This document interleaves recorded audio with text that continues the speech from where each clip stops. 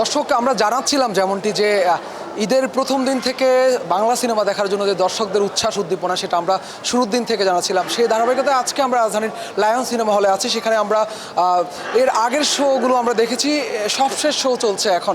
এই শোটি কিন্তু এই এখন যে শোগুলো চলছে রাতের সেই শোগুলোর রকস্টারের যে শো সেটা কিন্তু হাউসফুল যাচ্ছে। এর পাশাপাশি মালিক সিনেমার যে শো সেটিও হাউসফুল যাচ্ছে। এর পাশাপাশি অন্যান্য যে সিনেমাগুলো সেগুলো তো বেশ দর্শকদের যে দর্শক উপস্থিতি আমরা বেশ দেখতে পেয়েছি। সব মিলিয়ে যদি বলি আমি যে এখানে আসলে যে সিনেমা দেখার জন্য যে হলগুলোতে আসলে যে ঈদের আনন্দে যে ভাগাভাগি করার সময় যে ঈদের আনন্দ ভাগাভাগি করতে যে পরিবার পরিজন নিয়ে যে হলে বাংলা সিনেমা দেখতে আসার যে দর্শকদের মাঝে উচ্ছ্বাস উদ্দীপনা সেটি শুরুর দিন থেকে দেখছিলাম। সেই ধারাবাহিকতা এখনও অব্যাহত রয়েছে, তবে এখন একটু বেড়েছে, কেননা রাজধানীতে মানুষ ফিরতে শুরু করেছে। সেই কারণে কিন্তু বেশ দর্শকদের উপস্থিতি আরও বেশি আমরা দেখতে পাচ্ছি।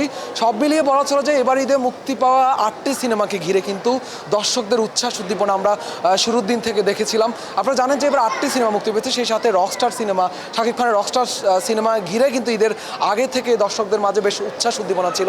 সেই ধারাবাহিকতায় এখন পর্যন্ত সেই সাকিবিয়ান এবং সাকিব ভক্তদের মাঝে কিন্তু এই সিনেমাটি ঘিরে বেশ উচ্ছ্বাস উদ্দীপনা আমরা দেখেছি।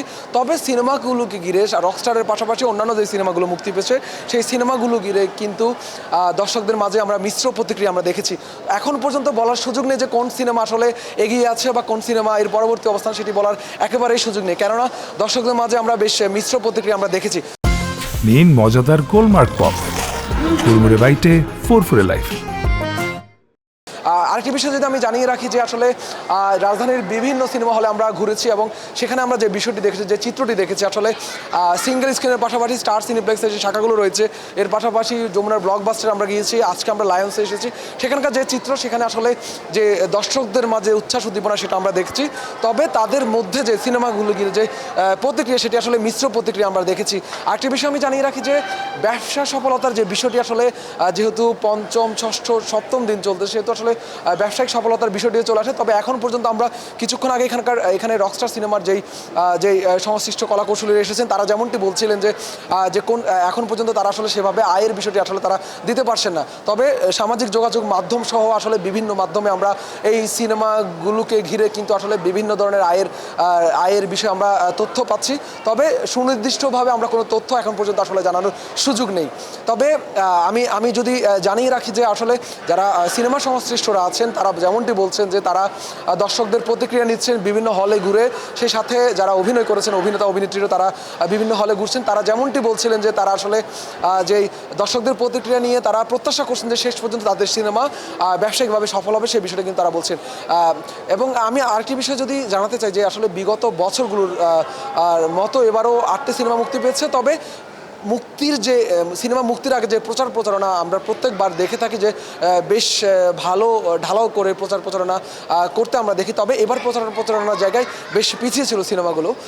সবশেষ মুক্তির মিছিলে একেবারে ঈদের একদিন বা দুদিন আগে আসলে অনেকগুলো সিনেমা মুক্তির মিছিলে যোগ হয়েছে, সেহেতু প্রচারণা কিছুটা ঘাটতি আমরা দেখেছি এবং এই কারণে কিন্তু দর্শকদের মাঝেও বেশ মিশ্র প্রতিক্রিয়া আমরা দেখেছি। এবং সিনেমা যখন মুক্তি পায় তখনও কিন্তু তাদের মাঝে বেশ মিশ্র প্রতিক্রিয়া আমরা দেখেছি। কেউ বলছেন সিনেমা ভালো হয়েছে, কেউ আসলে গল্প নিয়ে বিভিন্ন ধরনের মন্তব্য করেছেন।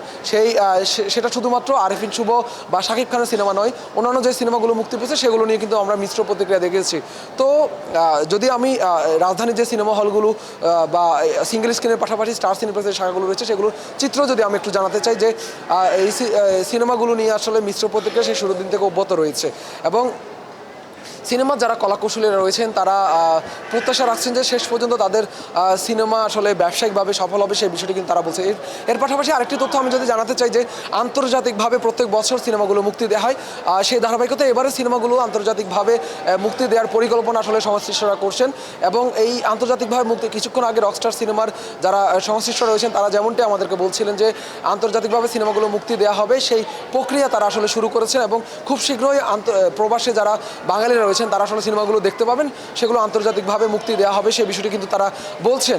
তো সব মিলিয়ে রাজধানীর লায়ন সিনেমা হল থেকে আজ রাতের যে সবশেষ শো, সেই শোয়ের এই ছিল আমার কাছে সবশেষ। পরবর্তীতে আমরা আরও অন্য কোনো হল থেকে বাংলা সিনেমার যে এবার ঈদে যে 8টি সিনেমা মুক্তি পেয়েছে সেটার যেই তথ্য আপনাদেরকে জানানোর চেষ্টা করব। তো দর্শক, এই ছিল আজকের মতো আমার কাছে সব শেষ।